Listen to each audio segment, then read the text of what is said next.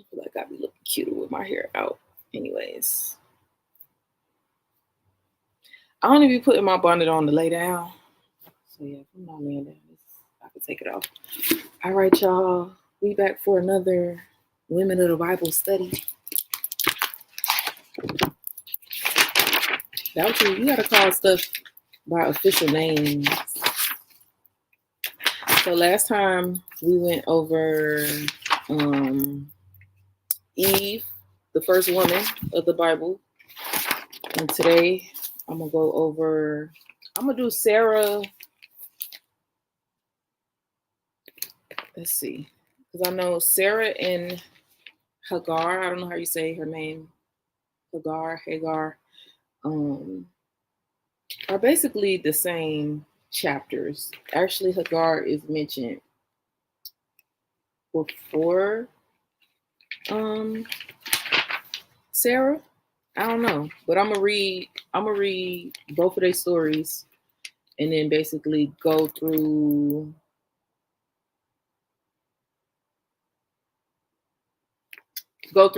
read their chapters in the Bible as well, and then give my opinions on it.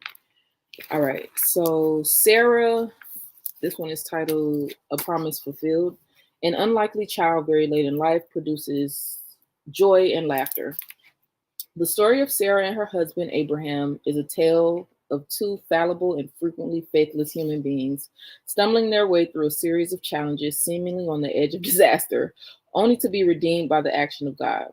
The consistent message is that God will find a way to fulfill his covenant with the future people of Israel, no matter how flawed his human partners in the exercise may be. God's promise to Abraham is clear and unequivocal. I will make of you a great nation, and I will bless you and make your name great, so that you will be a blessing.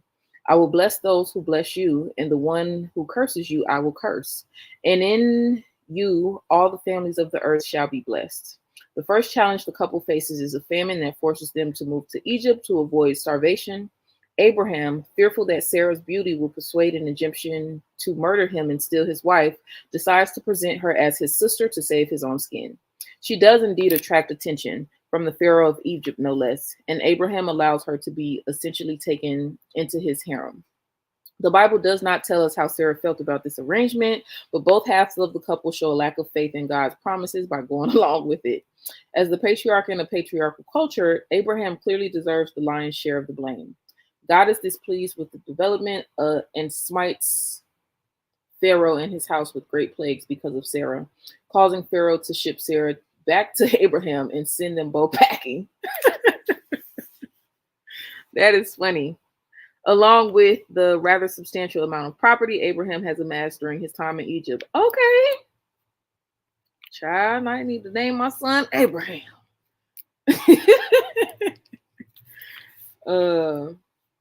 The human side of the covenant is found wanting, but the divine partner redeems the situation. Many years later, Sarah still has not conceived a child. This time it is she who shows a lack of faith in God's promises as she decides, in keeping with the custom of the era, to send her servant slave, Hagar, to Abraham in hopes that Hagar can bear the child that Sarah believes she cannot. As we know from the story of Hagar, this decision creates considerable pain for both women, and particularly for Hagar, who twice is nearly killed in the wilderness before God's intervention saves the day. Sarah, too, despite her unbelief, is redeemed by God. As she miraculously conceives at last, she laughs at the prospect when she hears God's promise transmitted to Abraham by a contingent of 3 divine messengers giving birth to Isaac, the next in Israel's long line of patriarchs. God has brought laughter for me, Sarah says. Everyone who hears will laugh with me. Who would ever have said to Abraham that Sarah would nurse children? Yet I have borne him a son in his old age. Okay, period. So Hagar's is titled Suffering Servant. Twice she is saved by the actions of a compassionate God. The story of Hagar, a poor Egyptian slave girl caught up in the machinations of Sarah, wife of Abraham and one of the great patriarchs of the Israelites, remains among the most poignant in the Bible. It is a tale of jealousy and cruelty and lack of faith, but in the end, In the end, the compassion God shows Hagar salvages the tale from potential tragedy. As is often the case, the Bible recounts the tale simply with a minimum of melodrama. Sarah has grown old and increasingly skeptical of God's promise to Abraham that his offspring would be as widespread as the dust of the earth and would possess a great land. Concluding that she is no longer able to bear children, she enlists Hagar, her handmaid and servant, to become her surrogate and give birth to the son who will fulfill God's promise. Abraham, according to the custom, must accept this relatively common arrangement, though in doing so, he too displays a lack of faith in God's promise. After Hagar becomes pregnant, according to the translation, she looked with contempt upon her mistress, though many scholars contend that the Hebrew verb simply suggests that Hagar no longer looked up to her mistress as she once did. In any case, Sarah is angry that her lowly servant should show her disrespect. Surely there was a measure of jealousy involved too. And she begins mistreating her handmaid so badly that Hagar flees from the abuse toward the city of Shur. Beside a spring in the wilderness, she encounters the angel of the Lord, who instructs her to return to Sarah and submit to her and not despair, because God promises that her son too will be the first of a multitude of descendants. The angel tells Hagar to name her son Ishmael, meaning God hears. Further informing her that she will be in a wild ass of a man in near constant conflict with all his kin, but the founder of a great people. So she returns, gives birth to Ishmael, and survives the enmity of Sarah until the child is 14. Then Sarah herself at last gives birth to Isaac, and God makes a sacred covenant with Abraham and all his descendants, beginning with Isaac. I'm screaming that Isaac done already got put ahead of Ishmael, and Ishmael is older. But I guess he takes precedent because Lilac, hey man, chill, bro. Like, what you need up there? You taking my pencil, you up on the ledge, like you trying to read the books up there. What's going on? Talk to me. Are you good? Jeez. Talking to the cat. I want to find my glasses because I be looking cute in my glasses when I be on live. For real. My glasses are much needed though in real life though. I don't wear glasses just to be cute, but the glasses do look cute on me. Hello. Lilac, come on now. I don't be wanting to discipline you, but you be asking for it, bro. Come on now. Get down. Handy dandy. Little water spray, nothing too crazy. Chill, bro.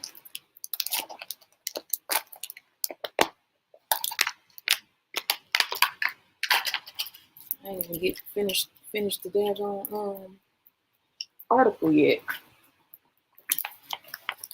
So yeah, she returns. When Sarah sees Ishmael, Then Sarah herself at last gives birth to Isaac, and God makes a sacred covenant with Abraham and all his descendants, beginning with Isaac. When Sarah sees Ishmael playing with Isaac, some translations suggest Ishmael was mocking the infant. She is determined to send Hagar, and Ishmael away. Once again, Hagar is cast into the wilderness. The scene that follows is heart-rending. When the water in the skin was gone, she cast the child under one of the bushes. Then she went and sat down opposite him, a good way off, about the distance of a bow shot, for she said, "Do not let me look on the death of the child." And as she sat opposite him, she lifted up her voice and wept. But as it was on Hagar's earlier journey to Shur, God hears her voice and opens her eyes, and lo and behold, there is a well filled with refreshing water nearby. And the angel of God speaks to her from heaven, "Come lift up the boy and hold him fast with your hand, for I will make a great nation of him." Okay. She was about to unalive her own child because things didn't work out. I can't judge because I don't have no kids. So I don't know what that's like to be and And I meant to mention this story is basically the premise of the Handmaid's Tale, right? This is the verse that um in the premise of Handmaid's Tale that is used to justify kidnapping women to make them handmaids for these descendants of Israel. I don't know if that's what they say in the Handmaid's Tale, that the men of Gilead are like Israelites, but I would imply that that is the like that's the implication they're making. Like if they're gonna use handmaids who were first used in Genesis, because yeah, they said it was a common practice for that to happen. And now I'm gonna read all of their chapters, which start at Genesis 16, verse 3, but I'm gonna just start at the top of 16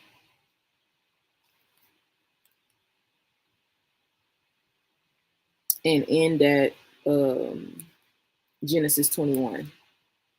This is a lot to read, actually. We'll see how long it takes me. It's like 3 pages, but that's okay. Okay, so Genesis 16. Now Sarah, okay, his name is Abram. Is that how you say it? I'm saying Abraham. Hey, that's how they said it when I was growing up in the churchiana. But it says Abram here. So now Sarah, Abram's wife, had borne him no children. She had a female Egyptian servant whose name was Hagar. And Sarah said to Abram, "Behold, now the Lord has prevented me from bearing children. Go into my servant. It may be that I shall obtain children by her." And Abram listened to the voice of Sarah, which so far in the Bible, I don't think you're supposed to do that. I don't think that technically men are not supposed to listen to women, because that's what got us kicked out of the that's what got us kicked out of Eden in the first place. So that's just something I'm noticing. And Abraham listened to the voice of Sarah. So after Abram had lived 10 years in the land of Canaan, Sarah, Abram's wife, took Hagar, the Egyptian. Okay, they just calling her Hagar the Egyptian each time. No, because her name is by itself. So I don't know why that distinction was made on this sentence. Her servant, and gave her to Abram, her husband. Hey, yeah, I could see you, bro. Wrong.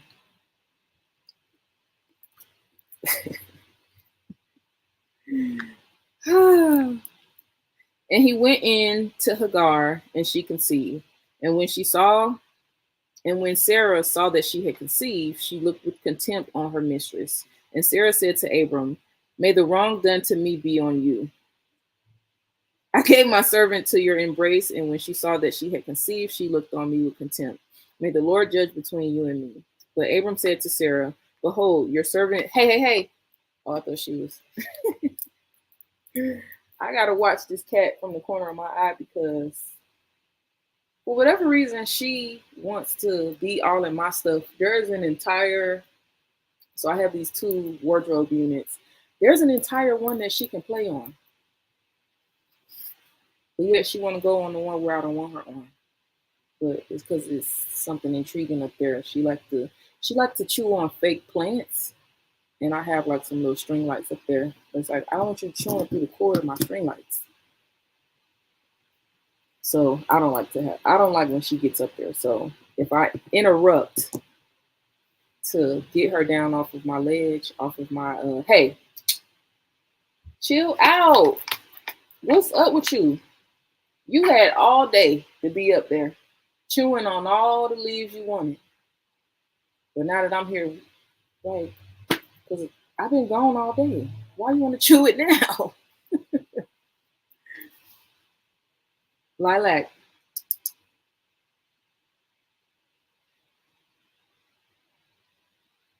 come. Come sit down.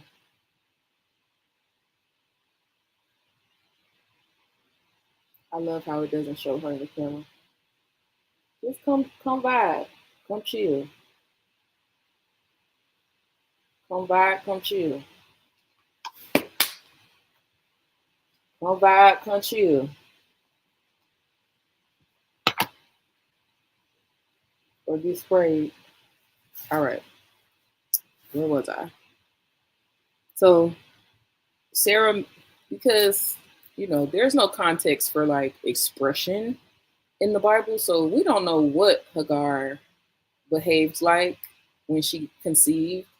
It very well could just have been um contempt on Sarah's part because the girl got pregnant. People will ask you to do something and then be mad at you for doing it. That's what it sounded like to me, but we don't know. Um but Abram said to her, "Behold, your servant is in your power. Do to her as you please." Then Sarah dealt harshly with her, and Hagar the Egyptian fled from her. The angel of the Lord found her by a spring of water in the wilderness, the spring on the way to Shur. And he said, "Hagar, servant of Sarah, where have you come from and where are you going?" She said, "I am fleeing from my mistress Sarah." The angel of the Lord said to Hagar, "Return to your mistress." Chill out.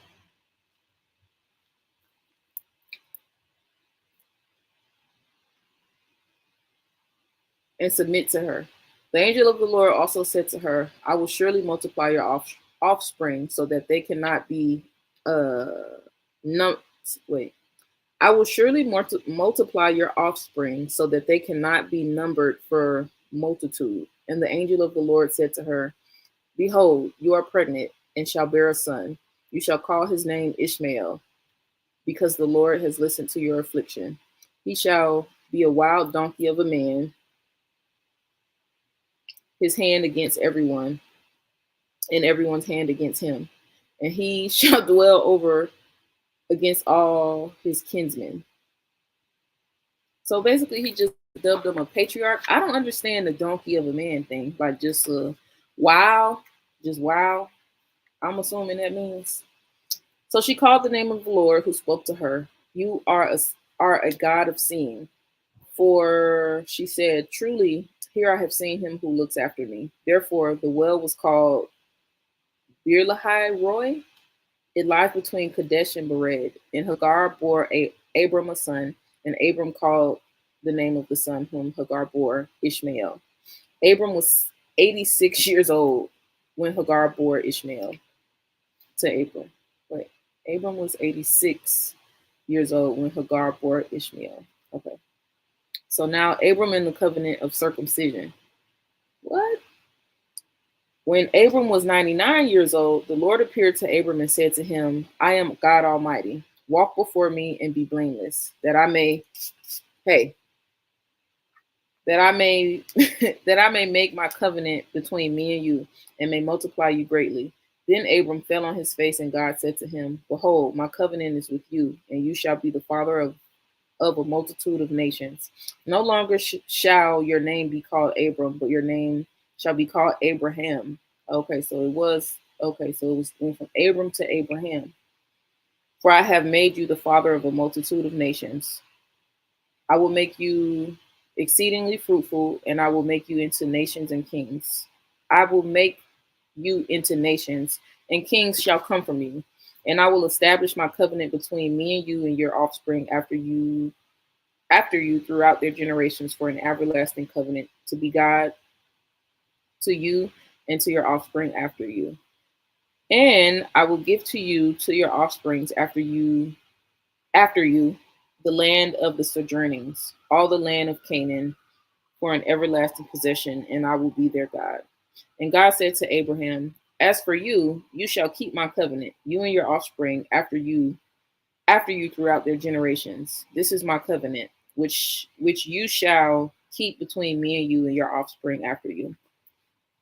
Every male among you shall be circumcised. You shall be circumcised in the flesh of your foreskins, and it shall be a sign of covenant between me and you. He who is 8 days old among you shall be circumcised. Every male throughout your generations, whether born in your house or bought with money from any foreigner who is not of your offspring, both he who is born in your house No, you lying. It's always happened with my lives. I don't even know if it should I end it and come back. I really don't want to do that because I'm not ready. Hopefully the sound is still going. Hopefully the sound is still going because I'm about to keep going with this and I'm just not gonna be on camera. It's all right. No biggie. Uh Any uncircumcised male who is not circumcised in the flesh of his foreskin shall be cut off from his people. He has broken my covenant. I didn't know circumcision was in the Bible. I did not know that. Isaac's birth promised. And God said to Abraham, as for Sarah, your wife, you shall not call her name Sarai. I've been saying it wrong this whole time. So God changed their names. Okay. But Sarah shall be her name. I will bless her, and moreover, I will give you a son by her. I will bless her, and she shall become nations. Kings of people shall come from her. Then Abraham fell on his face and laughed and said to himself, shall a child be born to a man who is 100 years old? Shall Sarah, who is 90 years old, bear a child? And Abraham said to God, oh, that Ishmael might live before you. God said, no, but Sarah, your wife, shall bear you a son, and you shall call his name Isaac. I will establish my covenant with him as an everlasting covenant for his offspring after him. As for Ishmael, I have heard you. Behold, I have blessed him and will make him fruitful and multiply him greatly. He shall father 12 princes, and I will make him into a great nation. But I establish my covenant with Isaac, whom Sarah shall bear to you at this time next year. When he had finished talking with him, God went up for Abraham. Then Abraham took Ishmael, his son, and all those born in his house or bought with his money, every male among the men of Abraham's house, and he circumcised the flesh of their foreskins that very day, as God had said to him. Abraham was 99 years old when he was circumcised in the flesh of his foreskin, and Ishmael, his son, was 13 years old when he was circumcised in the flesh of his foreskin. That very day, Abraham and his son Ishmael were circumcised. And all the men of his house, those born in the house of those bought with the money from a foreigner, were circumcised with him. Why was that mentioned twice? He said it already. He done said it already. And the Lord appeared to him by the oaks. Okay, I'm gonna skip forward to because I don't care about all this. Abraham intercedes for Sodom. I do want to know about, but I'm not reading all this. Niggas be like, I'm not reading all this. But I'm just trying to get to the point at this point. Okay, let's go to 21. Genesis 21.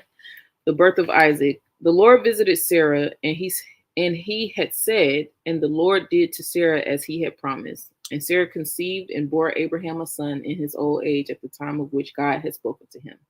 Abraham called the name of his son who was born to him, whom Sarah bore him, Isaac. And Abraham circumcised his son Isaac when he was 8 days old, and God had commanded him. Abraham was 100 years old when his son Isaac was born to him, and Sarah said, God has made laughter for me. Everyone who hears will laugh over me. And she said, who would have said to Abraham that Sarah would nurse children? Yes, I have borne him a son in his old age. And then I'm going to read God protects Hagar and Ishmael, and that's it. So it says, and the child grew and was weaned. And Abraham made a great feast on the day that Isaac was weaned.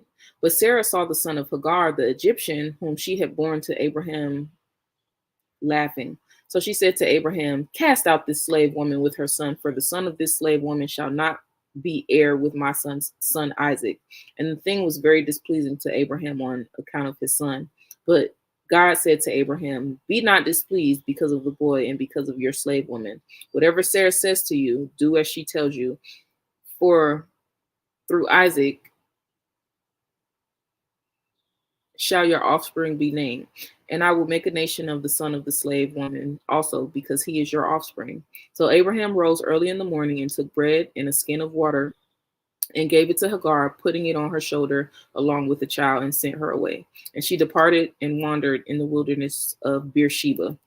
When the water in the skin was gone, she put the child under one of the bushes. Then she went and sat down opposite him, a good way off, about the distance of a bow shot, for she said, "Let me not look on the death of the child." And as she sat opposite him, she lifted up her voice and wept.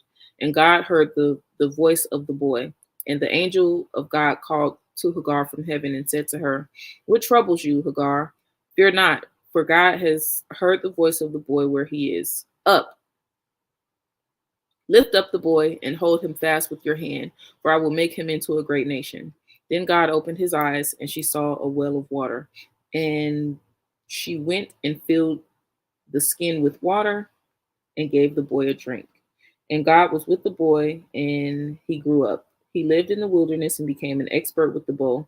He lived in the wilderness of Paran, and his mother took a wife for him from the land of Egypt. Okay, so I think the thing that I want to talk about in regards to this is really just jealousy and envy, and also getting ahead of yourself. I know that my last opinion of the Bible, I don't know, I'm just being critical. I think we should be critical of all texts. So um I think, well, one, I think I was a bit confused. Maybe taking advisement from your wife is condemned in the New Testament, but right now I'm in the Old Testament where it was fine. Because yeah, seemed like Adam and Eve did not get in trouble necessarily for Adam following behind Eve. It was just that it happened. There was no blame, like specifically because it came from a woman. And then even in Genesis, God tells Abraham to listen to he listens to the advisement of his wife twice when because it was her idea. It was her idea to give her handmaid to her husband.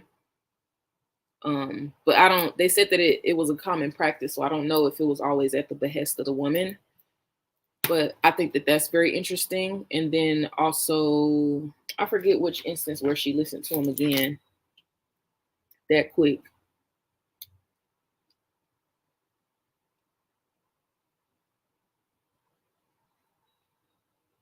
Yeah, he was advised to send. I don't care for Sarah. She very much gives Serena from The Handmaid's Tale of asking for a thing and then being mad that you got it.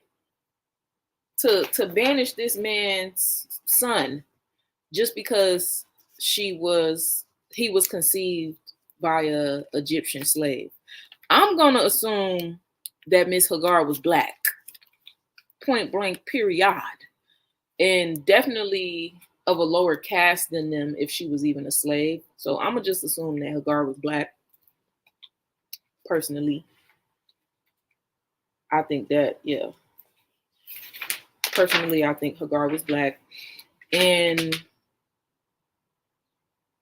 yeah, I just think it's very interesting that women have some level of a voice in the Old Testament, or autonomy, not necessarily a voice, but it seems that so far Eve had some autonomy.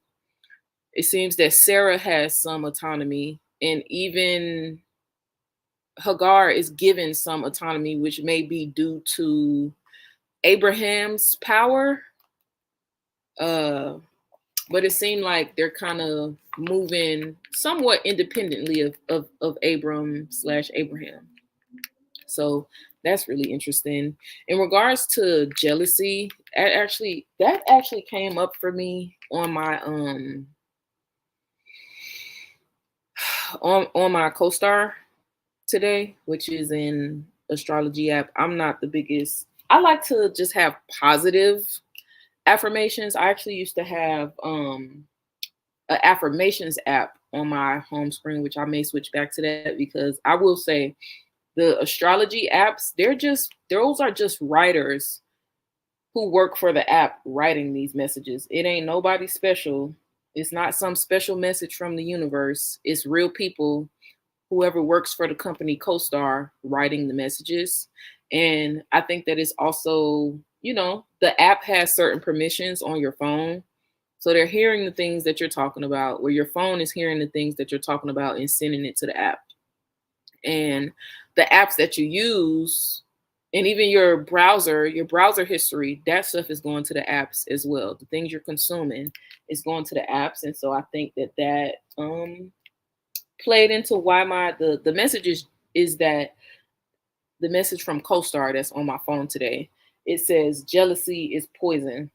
I personally disagree with that because jealousy is a human emotion that all humans contend with at some point in their life.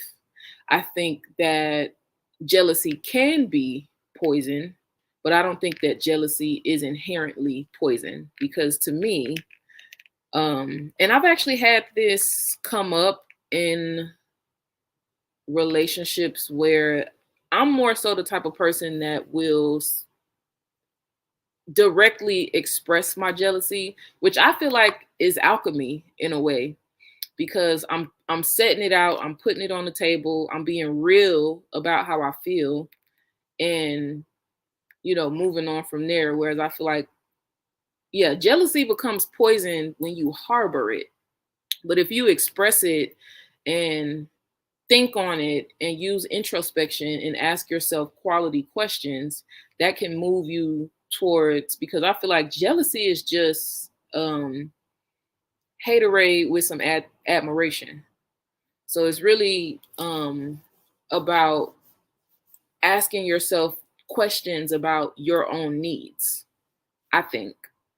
And I guess that really it applies to the story of Sarah and Hagar, because I guarantee you,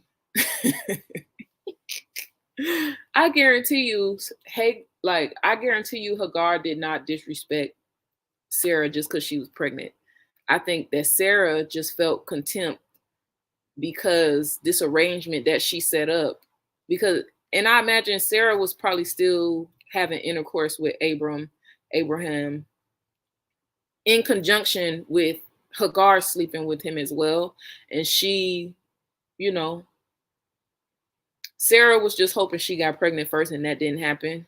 But it's like, you told the girl to have intercourse with him. How are you going to be mad she conceived?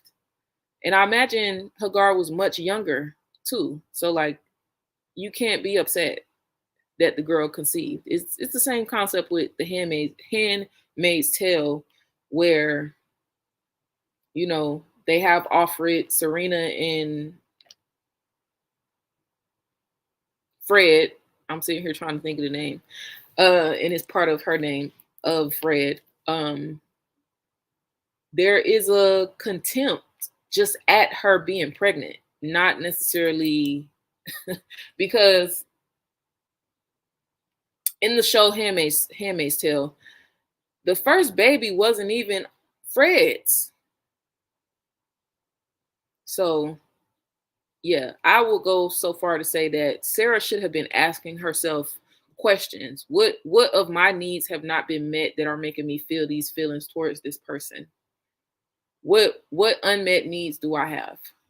And so that's how I look at jealousy. I don't look at, like, I feel like people give jealousy way too much, and it's an emotion just like happiness and sadness.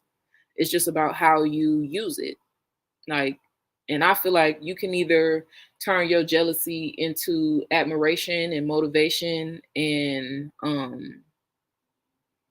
a fire under you for you to advocate for your own needs, or you can let it turn into haterade and you can become a hater. So I guess that's all for my Bible study. Hopefully the sound was still picking up and everything was still picking up. For whatever reason, the